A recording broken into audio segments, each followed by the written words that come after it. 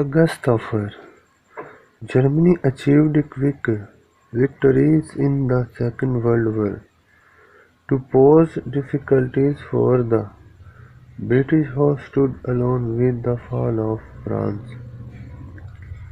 The results of war in North Africa and Southeast Asia were discouraging and humiliating. The Japanese forces, which were fighting by the side of Germany, had entered Singapore on 15th January 1942. It appeared to many in India that the Japanese could overrun India with the same ease with which they had conquered Southeast Asia. The security of the subcontinent was gravely threatened, which created great concern for the British government. The sudden revelation of British weaknesses produced shock and surprise in India.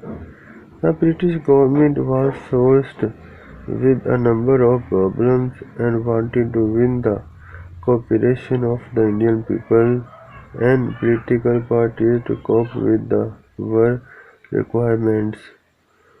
On August 8, 1940, the Viceroy Lord Linlithgow made an offer on behalf of the British government to expand the Executive Council by including the representatives of the political parties and to set up a war advisory council containing representatives of Indian states and of other interests.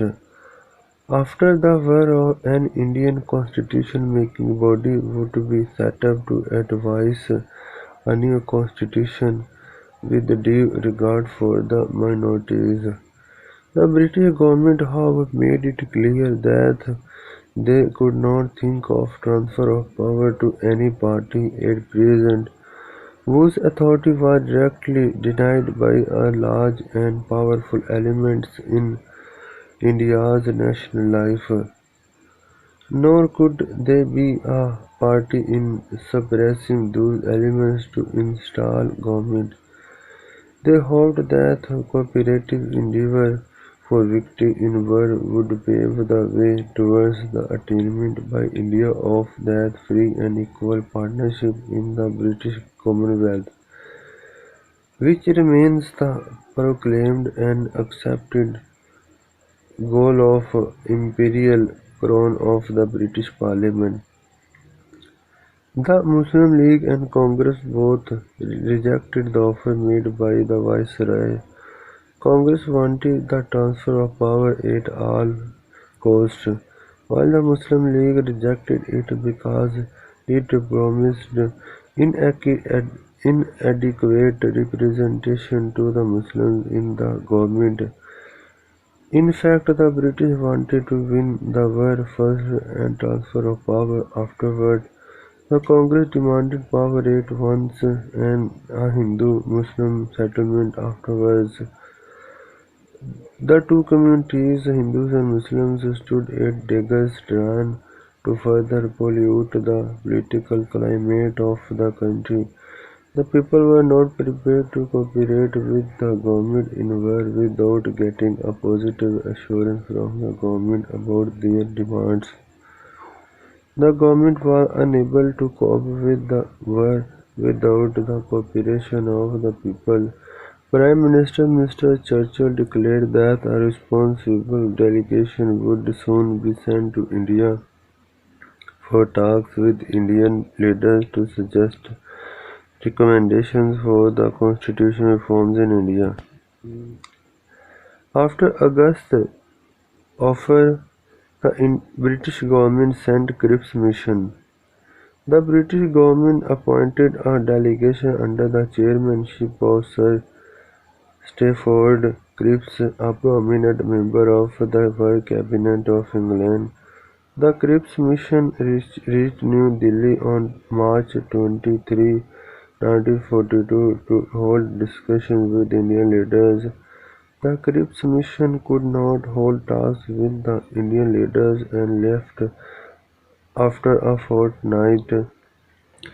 The Cripps mission, however, submitted its own suggestions to the government in April 1942 for constitutional reforms, which were held a constituent assembly consisting of elected representatives from the provinces and nominated representatives from the states shall be formed immediately upon the cessation of hostilities to frame the future Constitution of India.